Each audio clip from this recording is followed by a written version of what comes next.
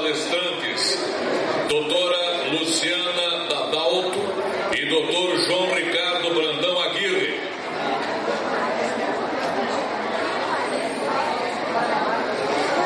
E para presidir a mesa, convido a doutora Ivanise Tratz Martins, desembargadora do Tribunal de Justiça do Paraná.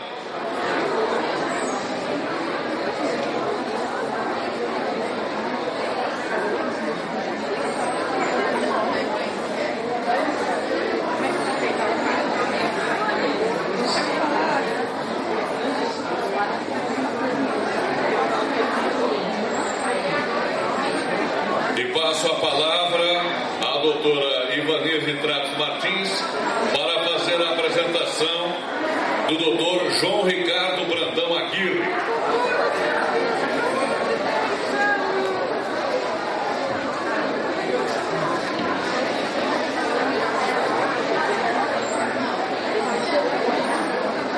Boa tarde a todos. Eu gostaria de inicialmente agradecer muito honrosamente o convite formulado para presidir essa mesa. E esse agradecimento vai juntamente com a parabenização, né, a esta casa, a Ordem dos Advogados do Brasil, também a ESA, a Escola Superior da Advocacia, e também ao Iberefan pela organização de evento de tamanha magnitude.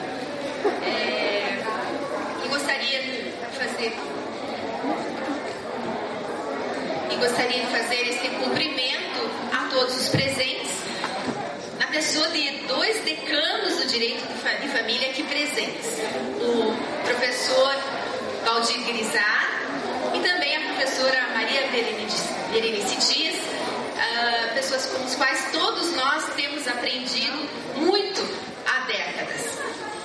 Passo imediatamente, portanto, cumprimentando também os presentes, fazer a leitura aqui do Dr. João Ricardo Brandão Aguirre, que possui graduação em Direito pela Pontifícia Universidade Católica de Minas Gerais.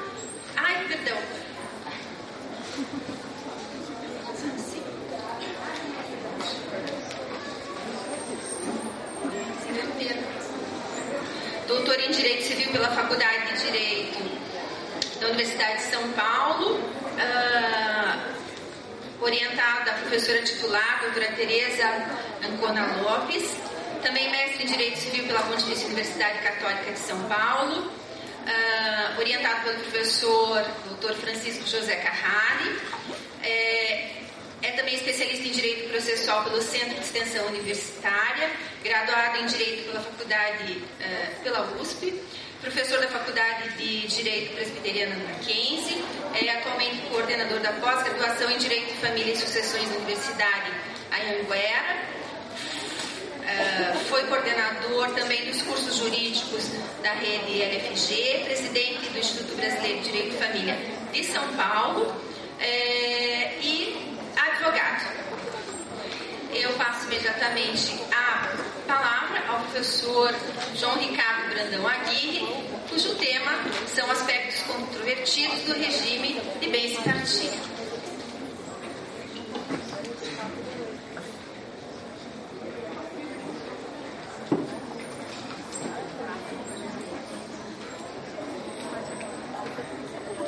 Muito boa tarde.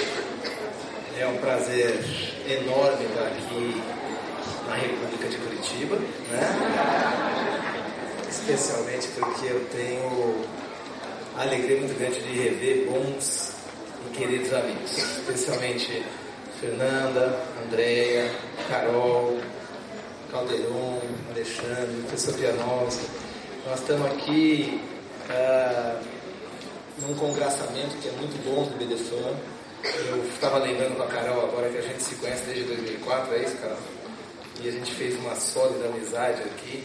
Muito injusta essa amizade, porque só eu envelheci nessa amizade, elas continuam exatamente iguais, é só eu que fico com a barba branca e sem cabelo cada vez mais rapidamente. Muito bom ver os meus mestres aqui, o professor Grisar, a professora Maria Berenice, meu querido mestre, professor Wolf Madaleno também. a quem eu rendo todas as homenagens, pessoal de Florianópolis, São Paulo. É muito bom estar aqui no Paraná para poder participar desse congresso. A tarefa que me foi dada aqui foi falar sobre os aspectos controvertidos do regime de bens, e eu acabei me empolgando, falei para a Fernanda que eu fiz um monte de slide aqui, eu vou ser mais breve. Conversei com a Luciana Narras e resolvi tirar algumas coisas que eu ia falar sobre o Pacto Antijudicial, porque ela vai falar amanhã, para a gente não ficar aqui falando algo em duplicidade. Eu gosto bastante dessas palavras do professor de Portugal, José Oliveira Ascensão, em que ele fala da autonomia para regulamentar o regime de bens. Né? Quando ele fala em regime de bens, ele diz que a autonomia consiste no poder de estabelecer as suas próprias regras, criando um ordenamento próprio, significando que a ordem jurídica global admite que os particulares participem da construção da sua própria ordem jurídica, nos quadros e embora da ordem jurídica global. Então, o regime de bens ele parte dessa premissa. Nós vamos ter uma autonomia para construir a nossa própria ordem jurídica, mas embora nos quadros da ordem jurídica global, e aí nós vamos ter toda a limitação que caracteriza o direito de família em razão daquelas normas de ordem pública e especialmente da tutela prioritária da pessoa humana no paradigma existencialista da Constituição Federal. A partir daí, vai ser bastante interessante a palestra da professora Luciana, a gente estava conversando, que ela vai falar da autonomia privada do Pacto Antijudicial. E aí a gente tem várias questões a serem discutidas que eu já vou deixar para a professora. A alteração do regime de bens. Primeiro tema que eu gostaria de trabalhar aqui com a gente diz respeito à possibilidade de alteração do regime de bens, artigo 1639, parágrafo 2º do Código Civil, que estabelece que é possível a alteração do regime de bens mediante pedido motivado de ambos os cônjuges, apurada a procedência das razões e ressalvados os interesses de terceiros. A primeira premissa que eu vou fazer aqui diz respeito exatamente à necessidade imposta pelo Código Civil de se recorrer ao judiciário para a alteração do regime de bens. Eu acho que a gente hoje, entendo que a gente hoje poderia resolver isso administrativamente, estamos tratando de direitos disponíveis entre os maiores, capazes, e que não haveria a necessidade de recurso ao judiciário para se alterar o regime de bens. Entendo que essa exigência hoje é absolutamente descabida. Se a gente tem o divórcio, e agora pelo STJ já ressuscitada a separação judicial, eu sou contra, né? Pela via administrativa, inventários e partilhas, por que não se permitir a alteração do regime de bens? Mais ainda, se exigir um pedido motivado de ambos os cônjuges. Eu sempre pergunto, o que seria um motivo justificado para o juiz não permitir a alteração do regime de bens? Olha, eu entendo, sempre penso isso, eu, neste momento, entendo que este é o melhor regramento para minhas relações patrimoniais com a minha esposa. Ela também entende dessa forma. Não é mais do que suficiente para se alterar o regime de bens? Não, o juiz vai querer entrar dentro da minha casa e falar assim, não concordo. Pior, ele vai querer fazer o quê? Ele vai querer ouvir terceiros. Eu tive um processo que eu vou falar já em que ele quis ouvir terceiros para ver se eles concordavam com o nosso pedido de alteração em desconhecimento da questão relacionada à eficácia da alteração. Nós temos ainda bem uma decisão do STJ nesse sentido, e eu vou disponibilizar depois esse material para vocês, já está com a Fernanda, o material já está à disposição para quem quiser, então vocês não precisam ficar copiando, mas lá no recurso especial 1.119.462 de Minas Gerais, relatoria do ministro Luiz Felipe Salomão, em que se afirma expressamente que não se deve perquirir de forma muito rígida sobre o motivo a ser trazido pelas partes para a alteração do regime de bens. Está lá, o casamento a serviço como uma manifestação vicejante da liberdade dos consortes na escolha do modo pelo qual será conduzida a vida em comum. Liberdade essa que se harmoniza com o fato de que a intimidade e a vida privada são invioláveis e exercidas na generalidade das vezes em um recôndito espaço privado também abrido pelo ordenamento jurídico à condição de asilo inviolável. Assim, a melhor interpretação que se deve conferir ao parágrafo 2º do artigo 1639 é a que não exige dos cônjuges justificativas exageradas ou provas concretas do prejuízo na manutenção do regime de bens originário, sob pena de se esquadrinhar indevidamente a própria intimidade e a vida privada dos consumantes. Eu falo isso porque logo que entrou em vigor o Código Civil de 2002, passou a produzir os seus efeitos, eu tive a oportunidade de entrar com um pedido de alteração de regime de bens.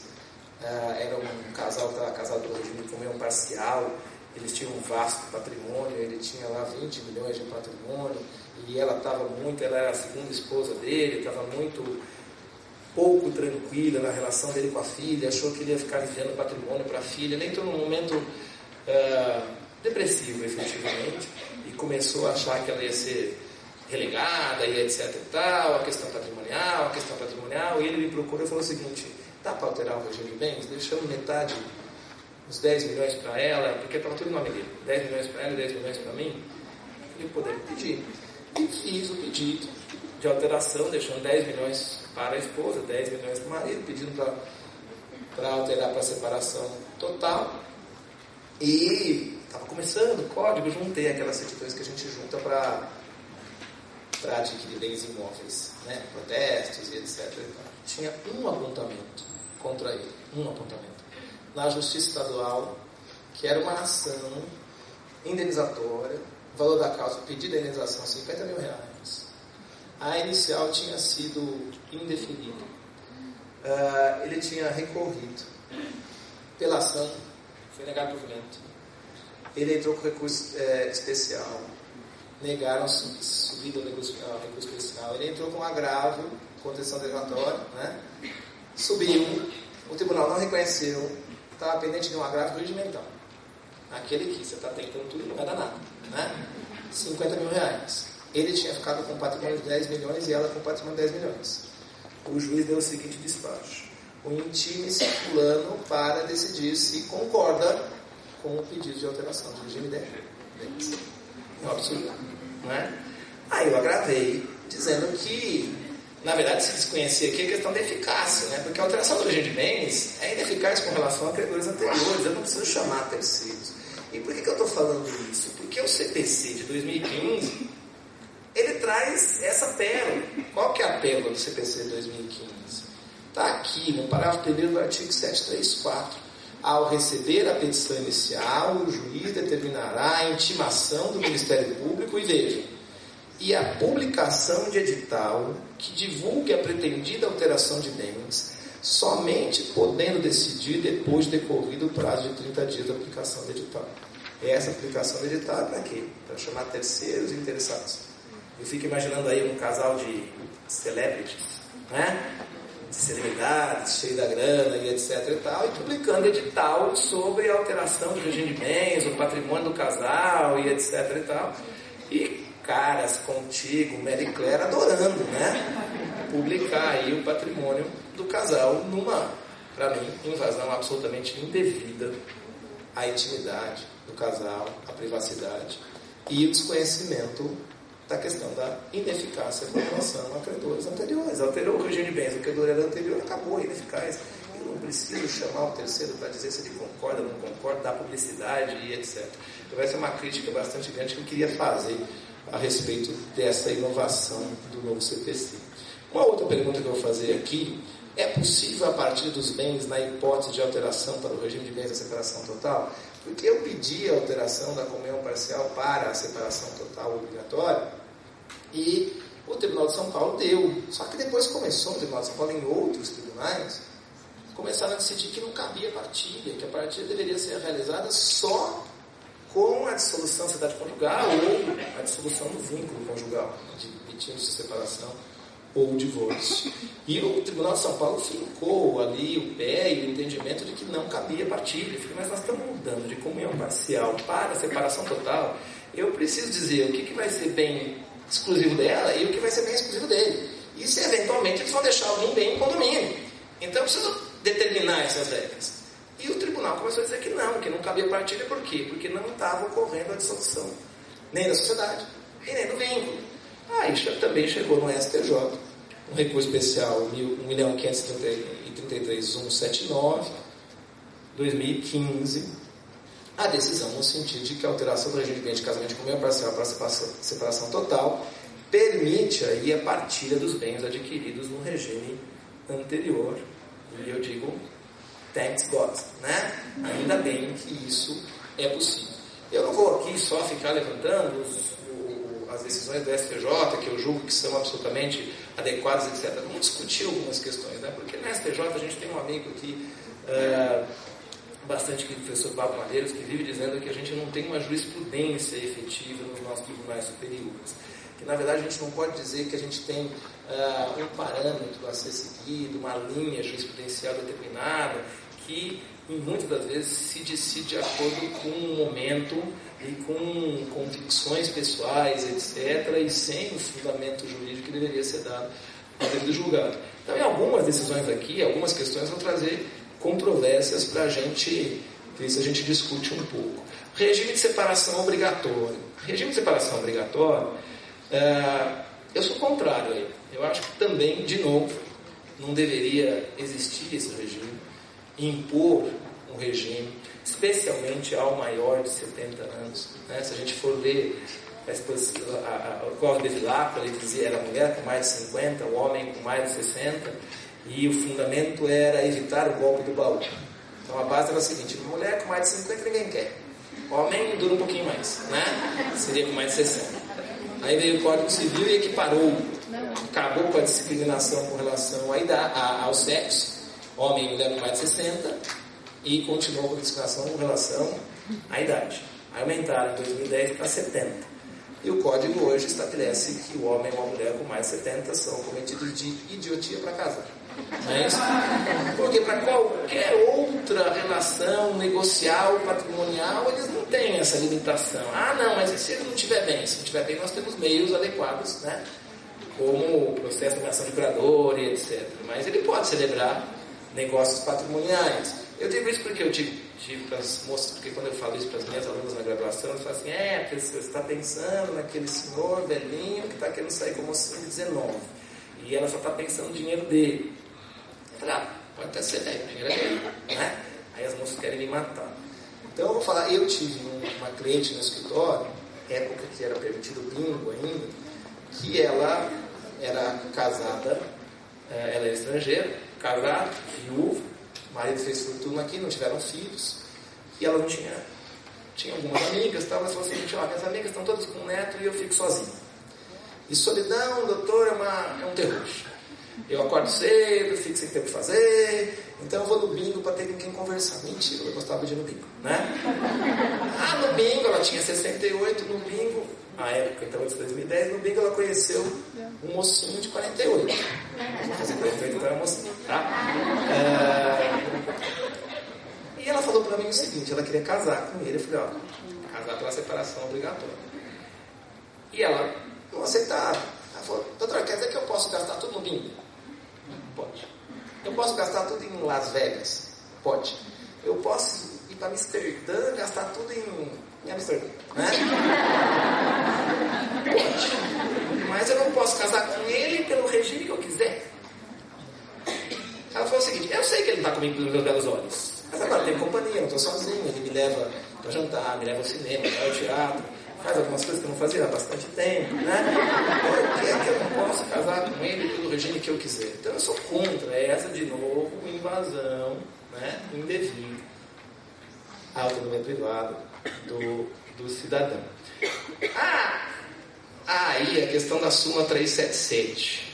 Eu sou contra o regime, mas a aplicação da súmula, pela questão jurídica, me dói um pouco. Por quê? Porque a súmula tinha uma razão de ser, a súmula de 64. E a razão de ser da súmula estava no artigo 259 do Código Civil 16, que o Silvio Rodrigues, eu chamei aqui, o Silvio Rodrigues chamava de alçapão da lei. A súmula diz o seguinte: no regime de separação legal de bens, comunicam-se os adquiridos na constância do casamento.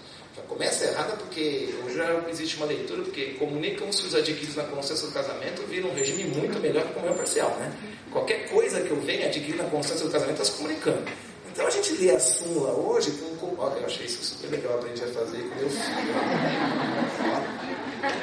Já teve que me ensinar, pai, é transição, para ele que tem 12 anos. Vamos lá, comunicam-se os adquiridos onerosamente na constância da união. O Silvio Rodrigues chamou de alçapão da lei, porque era uma armadilha que o legislador criou. O legislador não queria o regime de separação total. Então ele colocou o alçapão. A armadilha está no artigo 259 do Código 16. Está lá, ó.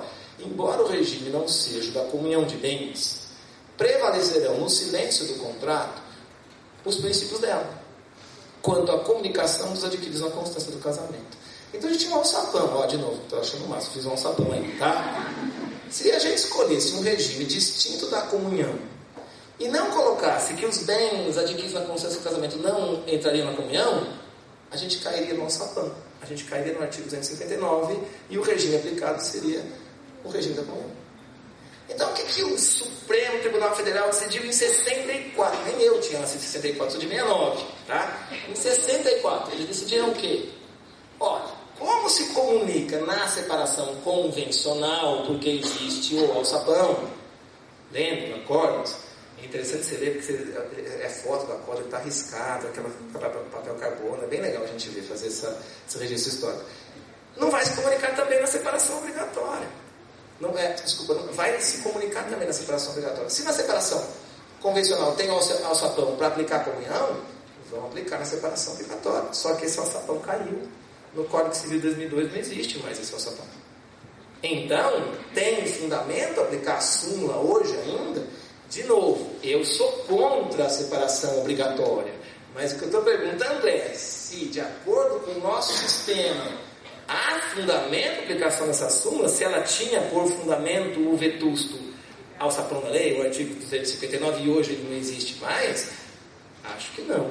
Mas o STJ tem aplicado de maneira pacificada para o casamento. A gente tem aí o recurso especial 1593663 do Distrito Federal, e mais ainda, aplicado para quem? Para a união estável. Numa interpretação, aí eu vou criticar, eu aprendi, quando eu tinha cabelo lá atrás, que norma restritiva não admite interpretação extensiva, não é isso? Essa é uma norma restritiva, né? Restringe a liberdade dos nubentes de escolherem o regime que lhes aprouver. E daí nós vamos estender essa norma, por analogia, para a união estável. Está sendo estendido, você encontra várias decisões nesse sentido, tá? Aí fica a discussão, né? Mas quando começou essa união? Aí tem uma decisão do STJ que a gente pode até trazer como uma luzinha no fim do túnel, pelo menos isso, né? Recurso especial 138.281 diz o seguinte, que se eles já começaram uma união estável antes dos 60 ou dos 70 anos, nós não vamos impor, não tem cabimento nenhum, né? A mesma coisa que o casamento antes. Mas me assusta e me incomoda bastante impor o regime de separação obrigatória para a união estável, tá? Em razão das distinções que a gente tem entre a união estável e o casamento, e também aplicar a súmula em razão da inexistência hoje do artigo 259 do Código Civil. Estou vendo aqui o meu tempo. Bom, vênia conjugal. Outra questão interessante é sobre a vênia conjugal. E aí vem a pergunta, né? Vamos aplicar a vênia conjugal, a autorização, a autógrafo sora, a autógrafo marital ou a vênia conjugal do artigo 1647 para a união estável? Difícil, né? Preservar o interesse do terceiro nesse sentido, né? Porque o ato solene do casamento ele gera todos os efeitos da lei decorrente. Nós temos um registro, o terceiro tem como se precaver. Como é que o terceiro vai se precaver com relação à união estável? Vamos impor esta de novo. Vamos trazer uma norma aí do artigo 1647 que é imperativa para a união estável, fazendo uma interpretação extensiva também. O novo CPC parece que traz essa solução, né? Porque o novo CPC traz basicamente a mesma redação que a gente tinha no artigo 12 do CPC 73, fazendo uma adequação, né? O cônjuge necessitará do consentimento do outro para a procuração que verse sobre direito real imobiliário, salvo quando casado sob o regime de separação absoluta de bens. Aí, parágrafo primeiro, ambos os cônjuges serão necessariamente citados. Bom, o artigo 73 do caput traz a mesma regra do artigo 12, só com a ressalva que na separação absoluta, e aí tem outra discussão, né? O que seria separação absoluta? É a separação convencional, é a separação obrigatória ou são as duas? Porque, como na separação obrigatória estão aplicando a súmula, deveria ter a ciência e a anuência do cônjuge. Porque vira um regime de comunhão parcial e na comunhão parcial precisa. Então, de novo, o Código Civil falou em separação absoluta ou o CPC trouxe de volta a separação absoluta e a gente tem discussão. E eu acho que aí só seria afastada a vênia conjugal na separação total convencional. Mas não obrigatória, porque a obrigatória nós estamos aplicando a súmula. E daí ele vai estar alienando bens comuns. Outra questão que tem para discutir aqui é a seguinte: o cônjuge vai necessitar do consentimento do outro para propor uma ação. Isso não é uma violação ao princípio constitucional do livre acesso à justiça? A lei não excluirá da apreciação do Poder Judiciário lesão ou ameaça a direito? Artigo 5º, inciso 35. Não é? Eu posso, você não pode litigar, você não pode demandar, em juízo, se não tiver autorização do seu cônjuge. O tribunal não deveria aceitar, depois discutir se existe ou não. Eu vou precisar da autorização, se meu cônjuge não der autorização, eu tenho uma barreira para acessar o judiciário. Bom, e daí a gente tem o parágrafo 3º desse artigo 53. Aplica-se o disposto nesse artigo à união estável comprovada nos autos. Ou seja, o CPC está exigindo a autorização do outro companheiro e está estabelecendo o desconsórcio necessário para as ações possessórias, as ações que versem sobre direitos reais e imobiliários. Se ele está exigindo a autorização do outro companheiro, ele está trazendo a regra do artigo 1657, inciso 2, que para pleitear como autor ou réu sobre direitos reais e imobiliários é necessária a vênia conjugal. Então o Código está dizendo agora que a vênia convivencial também é necessária. Eu de novo discordo dessa disposição. Uma outra questão importante que é para a gente frisar aqui seria a seguinte: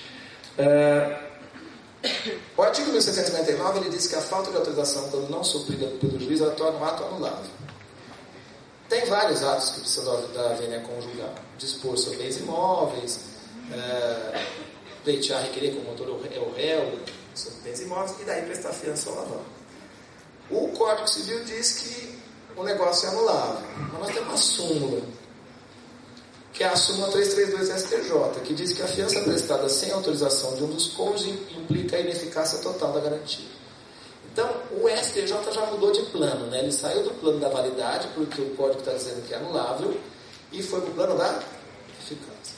E falou em ineficácia total da garantia, porque isso é uma briga, é um braço de ferro que vem sendo travado desde o Código 16. Porque o Código 16 não estabelecia qual era o efeito da ausência da vênia conjugal. Se o negócio era nulo ou se era anulável. E a importância para a gente aqui, que é o que eu quero trazer, é o seguinte: o marido presta a fiança sem a autorização da sua esposa.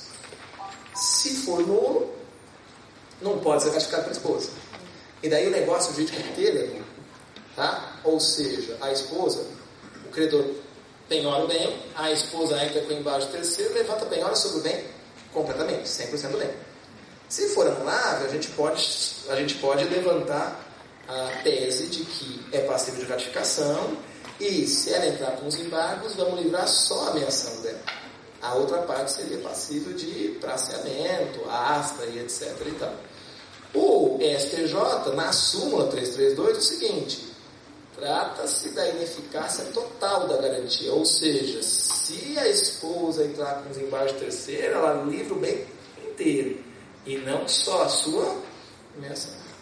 Agora, e quando o marido, de má fé, vai lá, se declara solteiro, ou não casado e etc e tal, presta fiança, não paga, o devedor não paga, e daí vem a execução, a mulher alega que não houve assinatura e levanta o bem inteiro. Nós vamos privilegiar a má-fé nesse caso.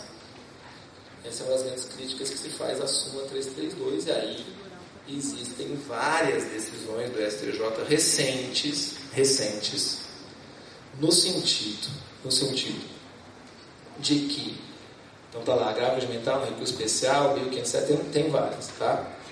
Que não se pode privilegiar a má-fé, tá certo? Tá lá, nada obstante, a respeito à causa geral de boa-fé, tá aqui, em respeito à causa geral de boa-fé objetiva, a jurisprudência dessa Corte tem mitigado a incidência da regra da nulidade integral da fiança nos casos em que o fiador omite ou presta informação inverídica sobre o seu estado civil. Então, nesses casos específicos, se tem permitido aí o levantamento da Constituição Judicial apenas sobre a parte que corresponde à meação do cônjuge que não deu a vênia conjugal. Tá certo? Então, se a gente vai encontrar, é um abrandamento do teor da súmula 332 do STJ. Regime de comunhão parcial. Grande discussão sobre o regime de comunhão parcial é a exclusão da comunhão dos proventos do trabalho pessoal de cada cônjuge. O que deve se entender sobre proventos do trabalho pessoal de cada cônjuge. Eu gosto muito aqui do professor Paulo Lobo, que ele diz o seguinte, que a lei utiliza o termo proventos como gênero do qual são as espécies, as remunerações do trabalho assalariado público ou privado, as remunerações decorrentes do trabalho prestado na condição de empresário, as remunerações de aposentadoria como trabalhador nativo, honorário funcional liberal e o prolabore de serviços prestados. Então, salário, prolabore, honorário de advogado e etc. são proventos. E daí, quando passou, o nosso código entrou em vigor, começou a discussão, né? Mas espera aí, se os proventos, eles estão excluídos da comunhão, e se também estão excluídos os bens adquiridos em subrogação de bens particulares, se os proventos são bens particulares, eu recebo o salário bem particular. E eu compro alguma coisa com salário, é bem adquirido em subrogação de bem particular. E daí, acaba-se o regime de comunhão parcial. O STJ veio, em boa hora, consolidar o entendimento de que o que não entra na comunhão é o direito aos proventos. Mas a partir do momento em que eles viram a renda, eles se consolidam ali, entram na conta, aí eles vão se comunicar. Está lá embaixo, ó, patrimônio particular, frutos civis do trabalho, interpretação restritiva, incomunicabilidade apenas do direito e não dos proventos. Aí a gente tem no item 5 de assentamento, os frutos civis do trabalho são comunicáveis quando percebidos, sendo que a incomunicabilidade apenas atinge o direito ao seu percebimento. E daí começam a surgir as discussões, né? Aí quer trabalhista, entra. Figuetes, FGTS, entra. Não entra. Previdência privada. Quer trabalhista, eu vou até falar mais rapidamente porque o tempo está acabando, já está bem consolidado que os queres trabalhistas entram na comunhão. Tem várias decisões nesse sentido. Deixei aqui algumas delas, depois vou deixar o material.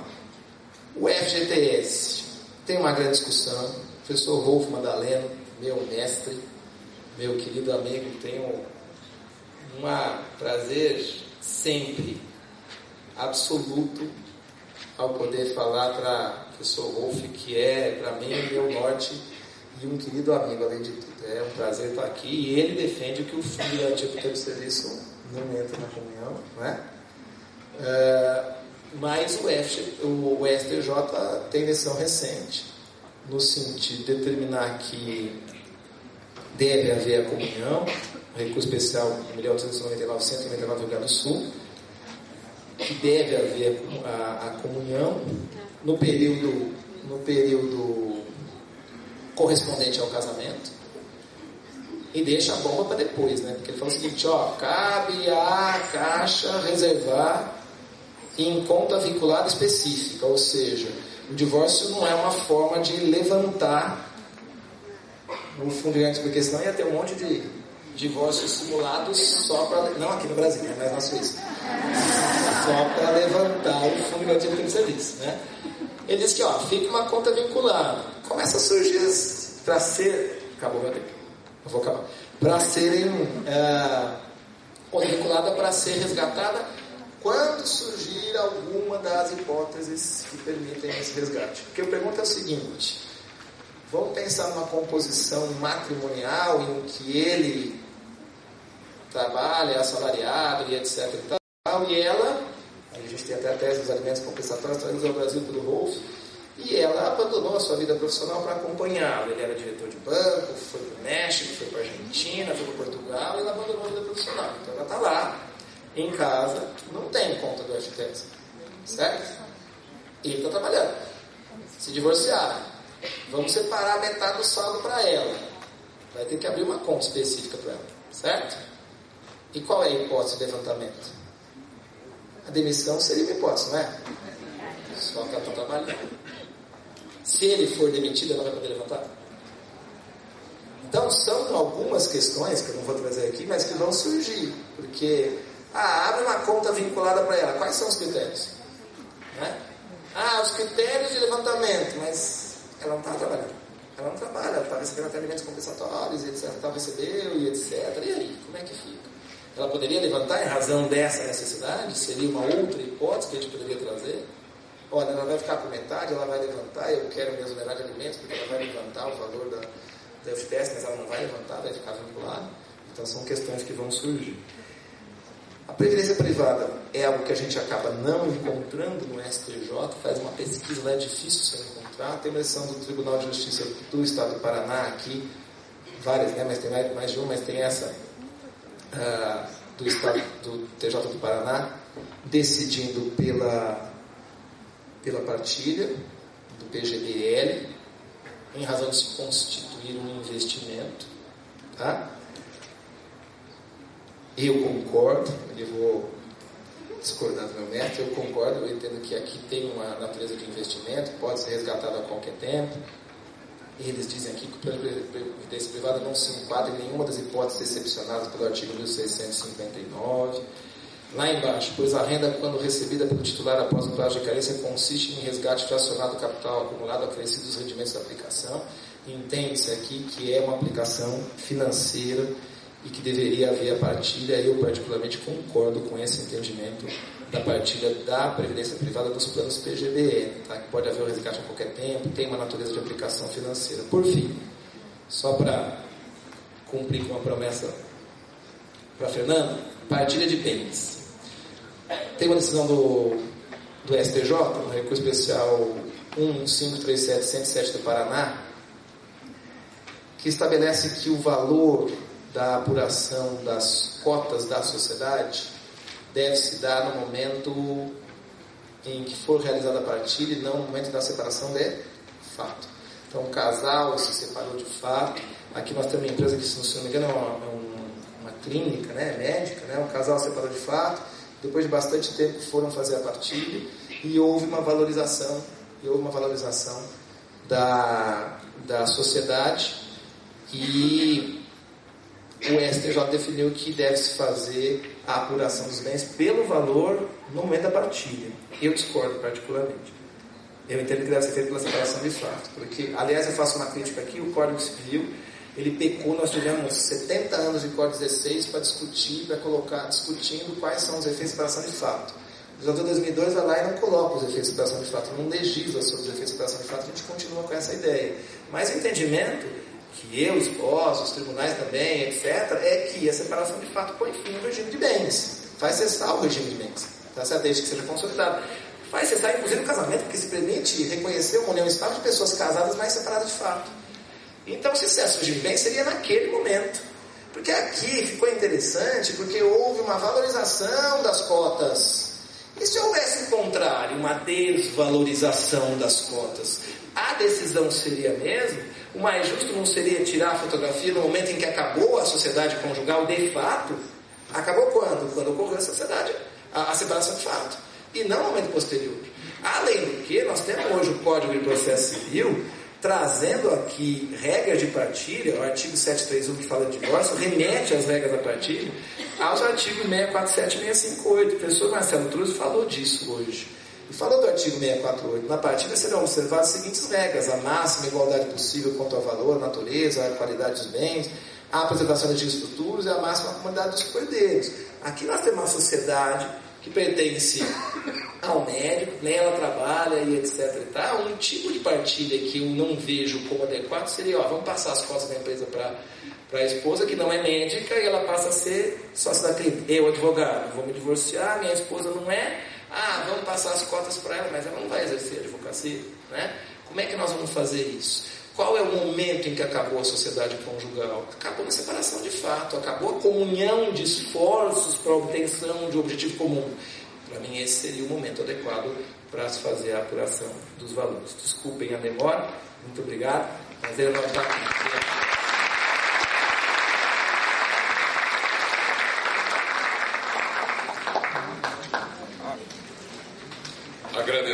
todos pela exposição. Um recado ao proprietário da Captiva AVG 0872. Captiva AVG 0872, comparecer ao estacionamento. Passo a palavra agora à presidente da mesa para fazer a apresentação da doutora Luciana Dadal.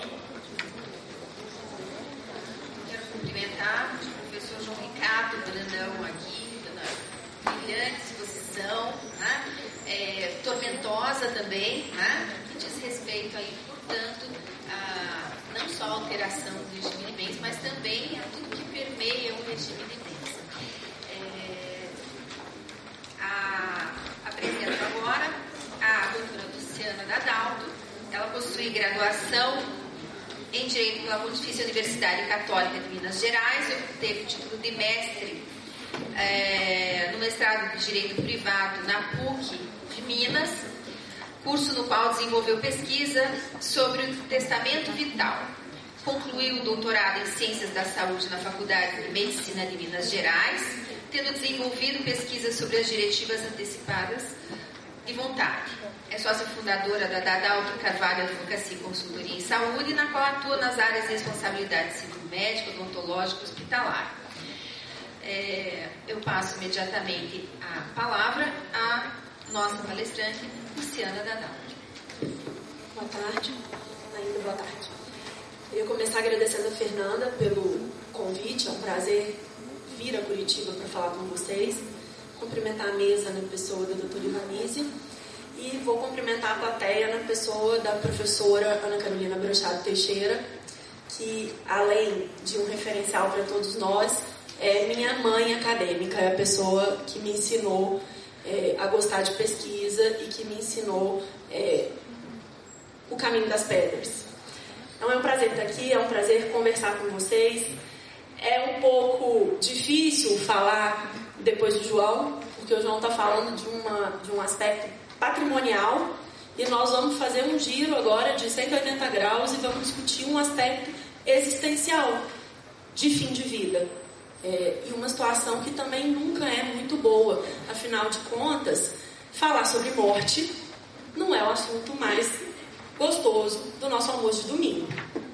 Não é isso?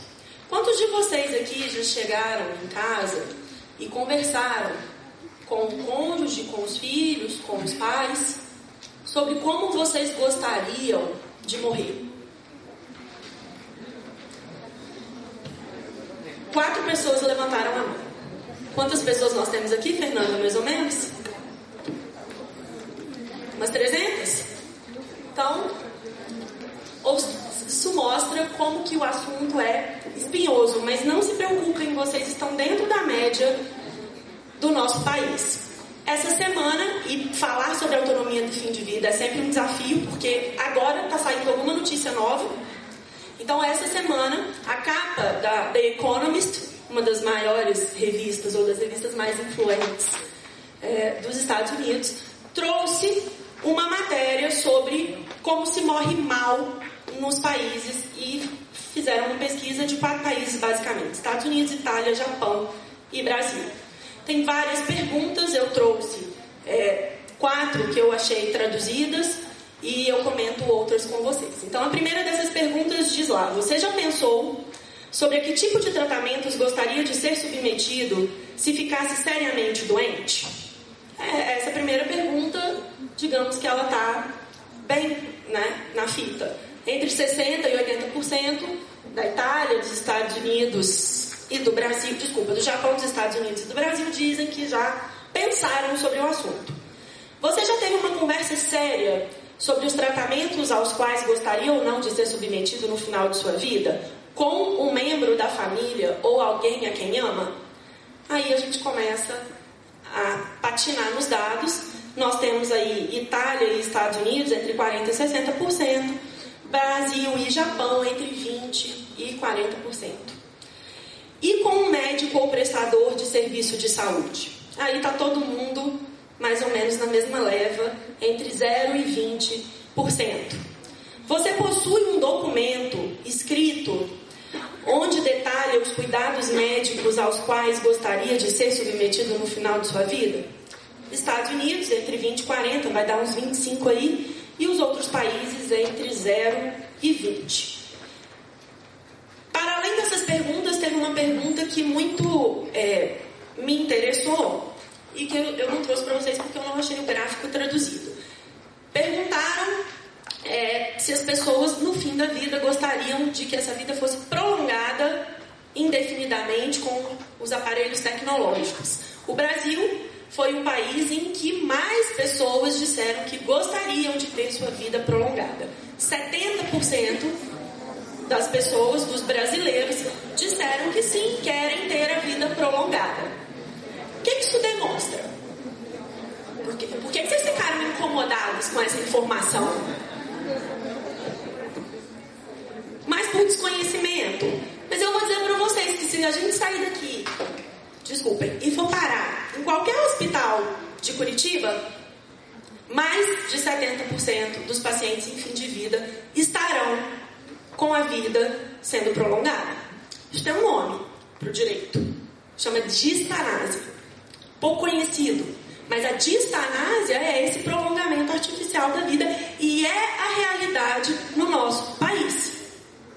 O que é curioso, que se a minha pergunta fosse quantas pessoas ou quantos profissionais de saúde praticam eutanásia no Brasil, o percentual ou a resposta seria baixa. Esperamos, pelo menos, ou das pessoas que diriam isso de forma aberta. Por que o profissional de saúde não pratica eutanásia, mas pratica distanásia? Será que são realmente coisas tão díspares assim do ponto de vista de gravidade para a autonomia do paciente? Se um paciente diz para o profissional, olha, eu tenho um câncer terminal e eu gostaria que você abreviasse a minha vida, esse médico no Brasil não poderia fazê-lo sob pena de ser penalizado criminalmente. Mas se o paciente não diz para o médico que quer a vida prolongada, ele não deixou nada escrito, não manifestou vontade, o médico se sente no direito de se utilizar da tecnologia existente para prolongar essa vida. Que vida é essa que a gente prolonga numa UTI? Para mim, é uma vida biológica. Para muitos dos pacientes que têm a vida prolongada e para muitas das famílias que passam pela situação de ter a vida prolongada, é uma vida biológica e muitas vezes uma boa poupança. Porque tem muita gente sendo distanasiada no Brasil porque é o arrimo de família. Porque eu preciso dele vivo para pagar as contas de casa. Isso é autonomia no fim de vida? É assim que vocês querem ser tratados quando vocês estiverem no fim de vida? E vejam que coisa curiosa. Quando a gente pergunta para os médicos se eles querem ser distanasiados, existem várias pesquisas no mundo sobre isso, a resposta, sempre mais de 90% é não, pelo amor de Deus, não faça distanásia comigo. Por que não faça distanásia comigo, mas eu faço com o outro? Não é contraditório? Mas isso representa uma realidade que não é só nossa, que não é só do Brasil, que talvez seja mais pungente no Brasil, porque até hoje, em 2017, nós nunca tivemos um caso, hard case, que tivesse chegado aos nossos tribunais, como chegou à Suprema Corte Americana o caso da Nancy Cruzan, como chegou na Itália o caso da Eluana Englaro, como chegou na Espanha o caso do Ramon Sampedro.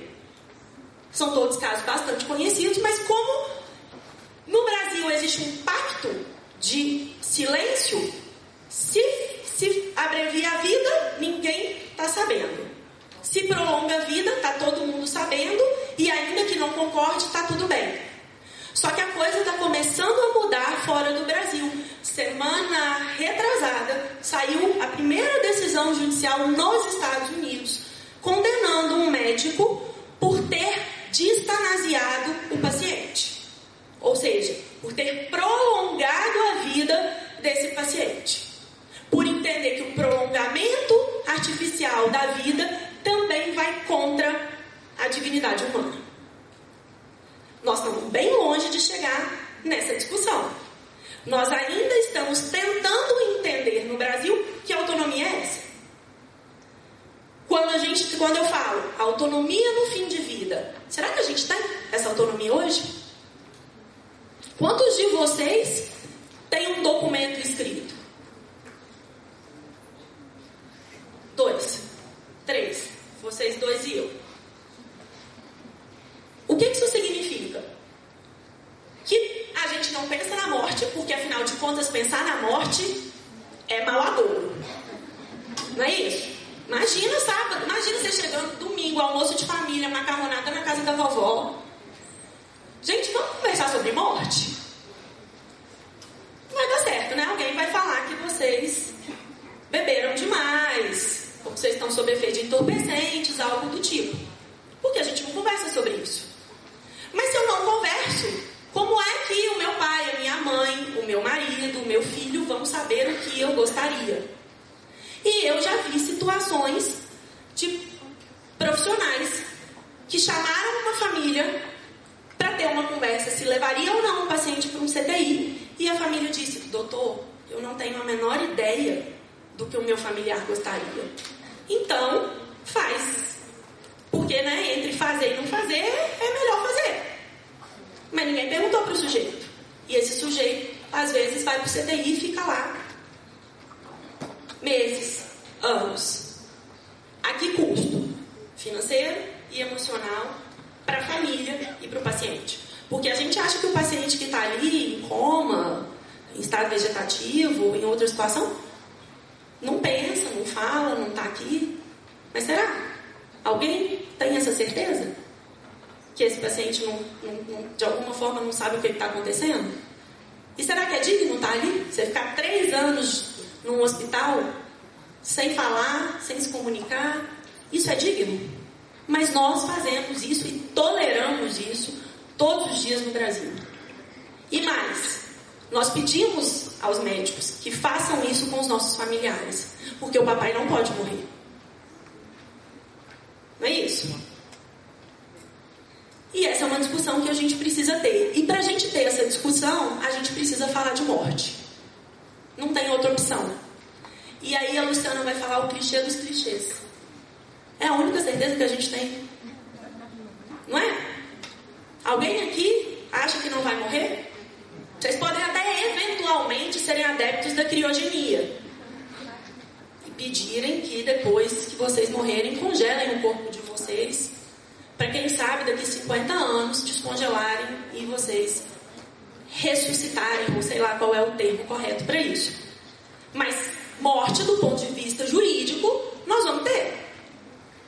Podemos morrer de acidente de carro, de bala perdida, ou de alguma doença, que é a maioria, né? 70% da população brasileira vai morrer com uma doença progressiva, incurável. Seja um câncer, uma demência. Credo, Luciano. Prefiro o João falando de regime de bens. Também prefiro, é mais legal, é mais interessante. Mas a Fernanda me pediu para conversar com vocês sobre esse assunto. A culpa é dela, não é minha. E aí a gente chega num tema que ou são as chamadas diretivas antecipadas de vontade. E eu me utilizo de um argumento de autoridade para trabalhar esse assunto com vocês. As diretivas antecipadas de vontade, um dos artigos mais recentes que a gente tem sobre o tema, foi publicado no JAMA. O JAMA é uma das maiores revistas científicas da área de saúde do mundo e conceitua as diretivas antecipadas como instruções escritas que o paciente prepara para ajudar a guiar seu cuidado médico. São aplicadas a situações específicas como uma doença terminal ou um dano irreversível. As diretivas antecipadas produzem efeito quando o médico determina que o paciente não é mais capaz de decidir acerca de seus cuidados médicos. Então, o que são as diretivas antecipadas? São documentos em que o paciente vai deixar escrito como ele gostaria de ser cuidado quando ele estiver numa situação de fim de vida. Não existe diretiva antecipada de testemunha de Jeová recusando sangue, a não ser que Jeová, no momento da utilização do documento, esteja em situação de fim de vida. Nós precisamos entender que recusa de tratamento está tratada no artigo 15 do Código Civil. Já existe tratamento jurídico, ainda que precário, porque o texto do Código do artigo 15 não é dos melhores. Mas quando a gente fala de diretiva antecipada, nós estamos falando de um documento específico que vale para uma situação muito específica. Qual é? Fim de vida. Doença terminal ou dano irreversível. Uma demência, um estado vegetativo persistente e mais. As diretivas antecipadas, eu vou utilizar ela quando? Quando aquele paciente não puder manifestar a vontade dele. Porque se ele puder manifestar a vontade dele, tá tudo certo. Eu pergunto para ele o que ele quer. E aí, seguindo esse trabalho, o JAMA vai dividir as diretivas antecipadas em 2 documentos. Na verdade, não é a autora que faz isso. Quem faz isso é a lei norte-americana, que é de 1991, e que diz que as diretivas antecipadas de vontade são um gênero de documentos que se subdividem em 2. O testamento vital, bastante conhecido, mais conhecido por vocês, e o mandato duradouro, também conhecido como procurador para cuidados de saúde, que provavelmente a maioria de vocês não conhece. O testamento vital é esse documento em que o paciente vai deixar a vontade dele. O mandato duradouro é, como o próprio nome diz, um mandato, uma designação que o paciente vai dar para uma outra pessoa, para que essa outra pessoa decida em nome do paciente. Já imaginaram deixarem um documento para a mãe de vocês escolher o que fazer quando vocês estiverem numa situação de fim de vida? O que poderia acontecer numa situação dessa? Distanásia. Por essa razão, muitos países que já trabalham de forma legalizada com mandato duradouro vão dizer que não pode ser parente. Aquela nossa regrinha do código, cônjuge, ascendentes, descendentes, isso não valeria. Por quê? O parente tem um grau de relação íntima, afetuosa, que vai influenciar na tomada de decisão. E a tomada de decisão no mandato duradouro deveria ser uma tomada de decisão com base na vontade do paciente e não nos sentimentos do procurador. Quando a gente tem em um mesmo documento a vontade manifestada do paciente e a designação de um terceiro, nós vamos ter classicamente uma diretiva antecipada de vontade. Então, tecnicamente é errado dizer que diretivas antecipadas de vontade são sinônimos de testamento vital. Por que a gente chegou nessa confusão terminológica? Porque quando a gente fala testamento vital, vocês, advogados que trabalham com família e sucessões, vão lembrar do testamento patrimonial. E aí a gente vai vir em um congresso de direito de família e sucessões trabalhar testamento vital. Concordo que aqui é um lugar para trabalhar isso, mas não porque é um instrumento de direito sucessório, porque não é. Mas porque é um instrumento que trabalha a autonomia. E o Instituto Brasileiro de Direito de Família é um dos principais órgãos representativos da proteção da autonomia do indivíduo. Mas o lugar, se a gente pegar aquela coleção clássica de direito civil que vocês têm, o lugar de tratar testamento vital não é no volume de direito sucessório. É no volume de parte geral, que fala de direito de personalidade. Por que então, Luciana, a gente chama isso de testamento? Tradução errada. Testamento vital em inglês é living will. Will em inglês significa testamento, mas também significa vontade ou desejo. Então, isso não é mérito do Brasil. Ao se traduzir para as línguas latinas, espanhol, francês, italiano e português, ao invés de se traduzir por vontade de vida ou algo parecido, traduziu-se por testamento vital. E aí a gente fica nessa confusão de que o testamento vital não é um bom nome, então vamos arrumar outro nome e a gente acaba chamando a espécie pelo gênero. E nós, do direito, que somos tão formalistas, sabemos que isso não é a melhor forma de nomear institutos. Então, isso, ou essa confusão terminológica vai desaguar em 2012 numa resolução, a resolução 1995 do Conselho Federal de Medicina, que diz lá no artigo 1º, definir diretivas antecipadas como conjunto de desejos prévia e expressamente manifestados pelo paciente sobre cuidados e tratamentos que quer ou não receber no momento em que estiver incapacitado de expressar livre e autonomamente sua vontade. Veja uma comparação com o conceito que eu trouxe para vocês publicado no JAMA. Tem diferença. Quais são as diferenças? Quem acha as diferenças? Jogo dos 7 erros. Não vai ter 7 não, mas algumas vão ter. Conseguem perceber que no conceito do JAMA está falando de que situações que eu aplico esse documento? Na doença terminal ou no dano irreversível? E o CFM não fala isso? Ah, Luciana, mas se você pegar a resolução, lá nos considerandos da resolução, está escrito que se aplica só para fim de vida. É verdade. Mas vai falar isso para o Poder Judiciário. Que ele tem que ler todos os considerandos.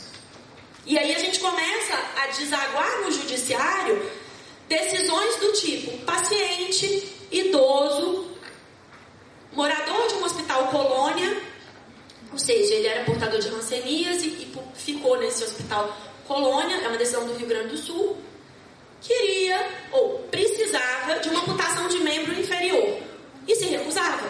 Paciente maior, lúcido, capaz. Os médicos queriam fazer a amputação contra a vontade do paciente. O que eles fizeram? Acionaram o Ministério Público. O Ministério Público ajuizou uma ação, pediu para o juiz autorização. E o juiz, na decisão, falou, não vou autorizar. Porque o paciente fez um testamento vital. E o testamento vital tem validade. A decisão está correta. Não dá para autorizar. O paciente é maior, capaz, lúcido, paciência. Se ele entende os riscos. Mas isso não é um testamento vital. Porque esse paciente não estava em fim de vida. E nós temos outras decisões. Nós temos um projeto de lei tramitando, que é o 5559 de 2016, que é um projeto genérico sobre direitos de paciente. Não é sobre testamento vital. E ele trata, no artigo 2º, ele traz algumas definições. Diretivas antecipadas de vontade. Documento que contém expressamente a vontade do paciente quanto a receber ou não cuidados, procedimentos e tratamentos médicos a ser respeitada quando ele não puder expressar livre e autonomamente a sua vontade. Não tem aqui a questão do fim de vida. E o representante do paciente, pessoa designada pelo paciente em suas diretivas antecipadas ou em qualquer outro registro escrito para decidir por ele sobre cuidados à sua saúde nas situações em que estiver incapacitado de expressar livre e autonomamente. Não há qualquer requisito sobre quem pode ser esse representante. E aí a gente chega no limbo, que é onde nós estamos. Nós não temos lei no Brasil sobre o tema. E quando eu falo lei, eu não estou falando desse projeto. Eu me refiro a uma lei específica sobre testamento vital. E aí vocês vão falar, nossa, que palestrante ruim que a Fernanda me arrumou. Ela é dogmática, legalista, ela gosta de lei. Gosto não. Só que, para o testamento vital, nós vamos precisar de uma lei. Porque senão nós vamos continuar patinando em muitas coisas. Luciana, o que você está dizendo é contra o que está acontecendo no mundo? Não é não, gente. Só para vocês terem uma ideia muito rápida. Estados Unidos tem uma lei desde 91. Porto Rico, 2002. Espanha, 2002 também. 2009 foi o ano do boom. Argentina, Uruguai, Alemanha e Inglaterra. A Austrália, lei de 2002 ou 2004, me falhou a memória. A França aprovou uma lei ano passado. E a Itália, semana passada, passou uma lei na Câmara e agora vai discutir no Senado. Ah, Luciana, beleza. Nós somos um país de terceiro mundo, subdesenvolvido, sei lá qual que é a nomenclatura da geopolítica correta no momento. Hoje saiu a seguinte notícia. Principal escritor sul-africano Residente numa pousada de idosos, né? Residente numa casa de idosos, para de comer, porque quer morrer. Sem doença, ok? E morre. Parou de comer, ficou X tempo sem comer e morreu essa madrugada. África do Sul. A Índia, essa semana, teve uma decisão judicial da Suprema Corte Indiana dizendo... Você me deu mais 5 minutos? Ainda tem? Não, mas tem 5 minutos que ela subiu a placa de 5 minutos. Tudo bem. Tô achando ótimo. Se você quiser me dar mais tempo, eu vou achar sensacional. Olha só. Suprema Corte Indiana foi instada a se manifestar sobre suicídio assistido. Decisão da Suprema Corte. Isso não cabe ao Judiciário. É preciso legislar. Essa semana. Nós não estamos discutindo nem no Supremo Tribunal Federal, nem no STJ, nem no Poder Legislativo. Eutanásia, suicídio assistido, autoeutanásia, testamento vital, diretiva antecipada, nem nada disso. Porque nós somos um país que temos alguns problemas sérios com a autonomia. E um desses problemas vai desaguar no fim de vida. E aí eu volto para aquela pergunta inicial. Quantos de nós já pensou sobre o fim de vida? Se nós, enquanto sociedade, não pensamos sobre o fim de vida, por que cargas d'água o nosso legislador tem que pensar? E ele vai pensar com base em quê? Se em tese ele deveria refletir a sociedade que ele representa. Percebam o problema? E vou trazer mais um dado interessante para vocês.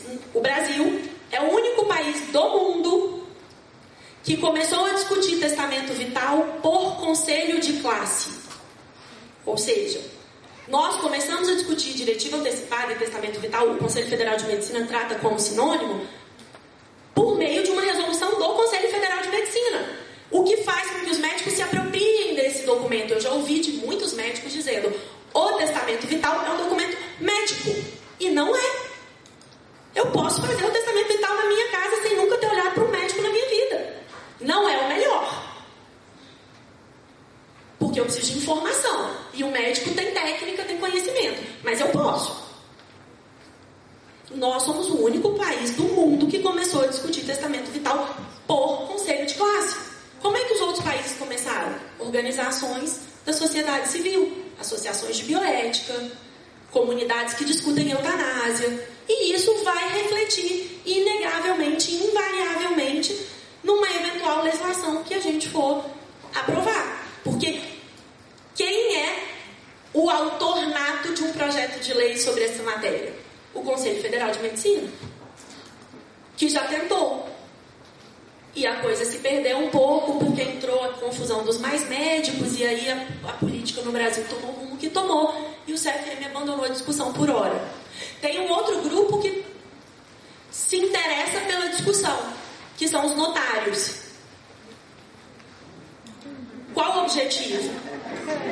Obrigar a lavratura de escritura pública de testamento vital. Mas nós não temos um grupo de sociedade civil, uma entidade trabalhando a matéria. E isso, de novo, gente, vai refletir numa eventual legislação. E essa eventual legislação, que eu acredito piamente que vai demorar, precisa trabalhar questões muito espinhosas do tipo: quem é que pode fazer uma diretiva antecipada? O menor pode. Se vocês pensarem que ele tem 5 anos, vocês vão falar que não. E o que tem de 17? O critério espanhol alargou a idade para maiores de 16. Nós vamos seguir o critério do testamento patrimonial, em que maiores de 16 podem fazer? Nós vamos soltar esse critério? Dizer que o critério não é etário, é um critério de discernimento? Qual vai ser a nossa escolha? E o maior incapaz? Lembrando que a incapacidade agora sofreu todas as alterações do Estatuto da Pessoa com Deficiência. E os pacientes demenciados? O paciente acabou de descobrir hoje, é Alzheimer inicial. O paciente está andando, está falando, está indo em festa, mas ele teve um diagnóstico. Ele pode fazer? A maioria das pessoas responde que sim. A maior referência no Brasil em demência, que é a geriatra Cláudia Burlá, diz ou considera as diretivas antecipadas de vontade um instrumento de proteção do idoso demenciado, devendo ser previamente elaborado, posto que no curso da demência ele não é mais capaz de tomar suas próprias decisões. Então, para maior especialista em demência no Brasil, um paciente, ainda que com demência inicial, não poderia fazer sua diretiva antecipada. Nós precisamos começar a conversar com a medicina.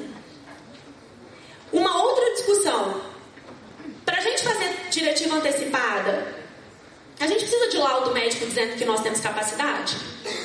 O que vocês acham? Vocês hoje, vocês querem fazer uma diretiva agora. Vocês precisam sair daqui e marcar uma consulta com o médico dizendo, olha, a Luciana é capaz? Sim ou não? Testamento patrimonial, vocês pegam laudo médico? Sempre? 100%? O cara que faz testamento particular tem laudo? Tem? E o testamento particular é válido? Se ele seguir as disposições legais? Começam a perceber as dificuldades que a gente tem? Quem é que pode ser nomeado procurador? Voltando para a história dos familiares, do terceiro, o médico que cuida do paciente pode ser esse procurador? Será que o médico, ao tomar a decisão, ele vai tomar uma decisão com base na vontade do paciente ou no que ele entende ser melhor do ponto de vista técnico? Precisa de lavrar a escritura pública? Hoje a gente sabe que não, porque eu não tenho lei que me obrigue. Eu, Luciana, todos os testamentos vitais que eu já fiz até hoje foram algumas dezenas, eu sempre recomendo a lavratura de escritura pública por segurança jurídica. Mas e aí, precisa? Imagina que vocês são legisladores e estão fazendo a lei hoje. Vocês vão vincular a diretiva antecipada precisa ser lavrada por escritura pública? Precisa de testemunha? Se sim, quantas? Porque eu já lavrei a escritura pública de testamento vital em que o tabelião me pediu 5 testemunhas. Já lavrei a escritura que me pediu 2 e já lavrei a escritura que me pediu nenhuma. Qual que é o critério? Qual é o papel da família na diretiva antecipada?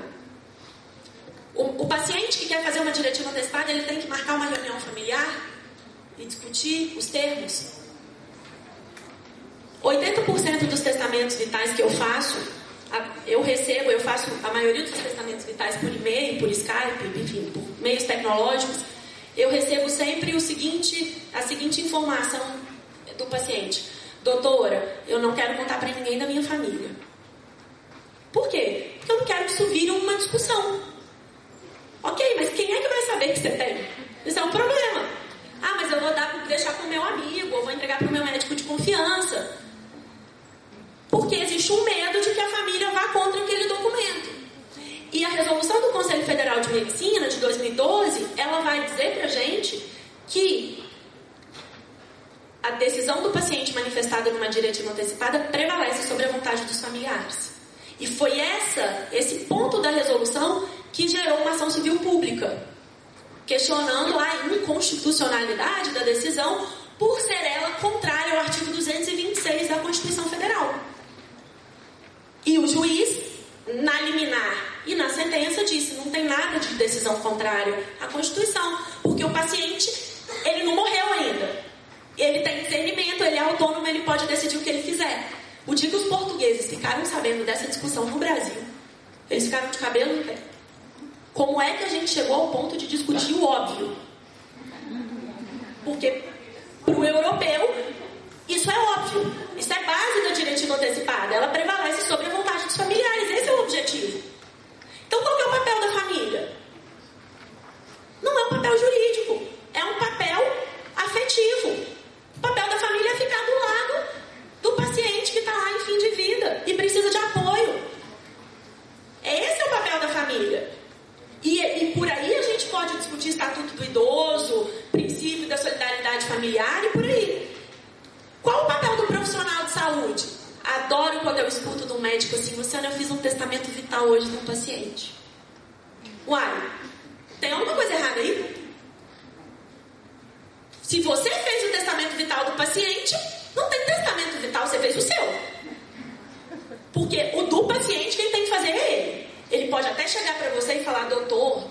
eu quero fazer um testamento vital. O senhor pode me explicar o que significa uma demência? O que é uma doença avançada? O que é um câncer terminal? Quando é que eu posso ir para o CTI? O que é uma traqueostomia? Porque eu preciso de informação para saber o que eu aceito e o que eu recuso. Mas não dá para o médico fazer o testamento vital do paciente, senão a gente inverte uma lógica de autonomia. E a gente tem, eu prometo que eu estou acabando, uma discussão que é importante e que aí a gente só vai conseguir resolver por meio de lei mesmo, que é a questão da efetivação. Imagina que convenci todos vocês hoje a fazerem testamentos vitais. Vocês vão chegar em casa, vão guardar na gaveta do criado mudo e vão viajar de férias. Vocês vão carregar o testamento vital? Não. Provavelmente vocês vão até ter esquecido que vocês fizeram, porque não dá para ficar falando de morte todo dia. E aí vocês podem precisar do raio desse documento lá na viagem que vocês fizerem. Como é que o médico que vai te atender sabe que você tem um testamento vital? Como é que os outros países em que isso já está mais organizado e legalizado funciona? Simples. Internet, gente. Registro Nacional de Testamento Vital. Banco de dados. Tudo. Fiz um testamento vital. Portugal, que é um país mais próximo do nosso. Faz testamento vital em Portugal nas unidades básicas de saúde. Fiz um testamento vital, entrego para a pessoa, para o atendente, ele faz um upload, sobe para o sistema e o médico com login, com uma senha, consegue acessar e descobrir se eu tenho um testamento vital ou não.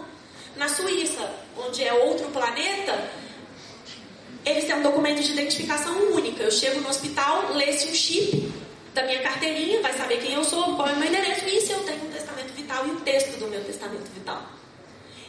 Então, se a gente não tiver um registro nacional com o nome que se queira dar, nós vamos ter problema de efetividade.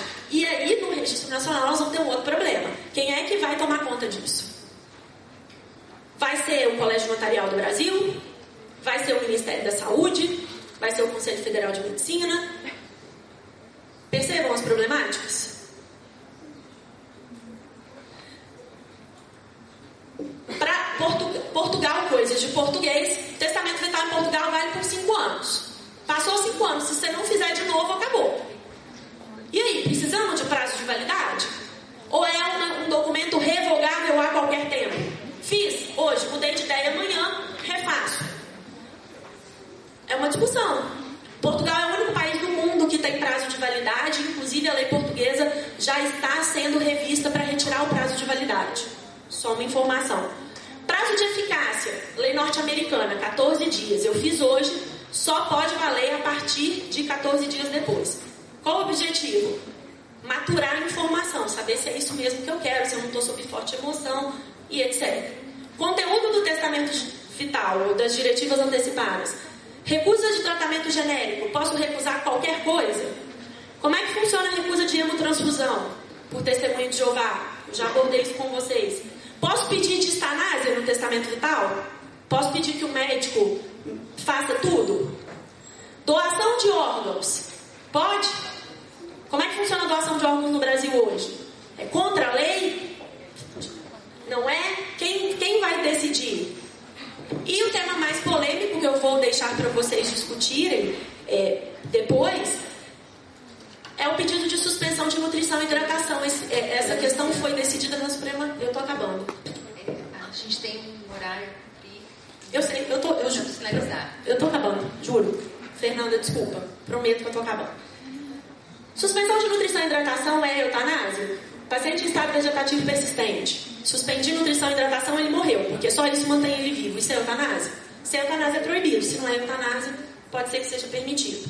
Então, são discussões que a gente não vai conseguir avançar no Brasil enquanto a gente não discutir o básico. O que é o testamento vital, quem pode fazer, nós vamos ter lei ou não vamos, e etc.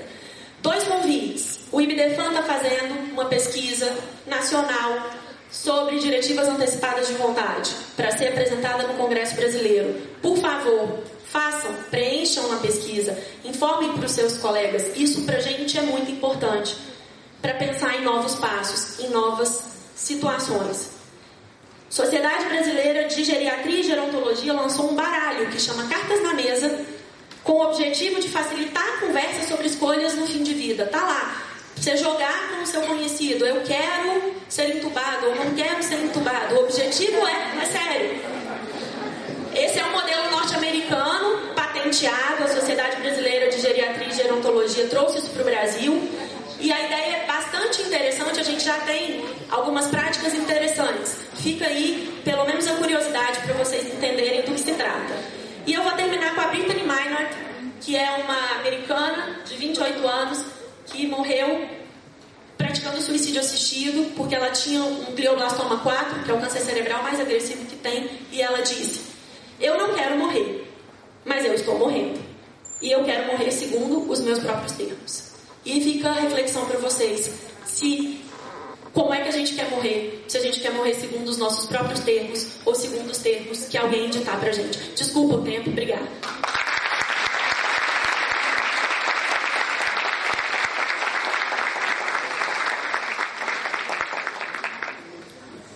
Agradecemos pelas excelentes exposições. Convidamos agora a doutora Ivanise Martins para fazer a entrega dos certificados e das lembranças aos palestrantes.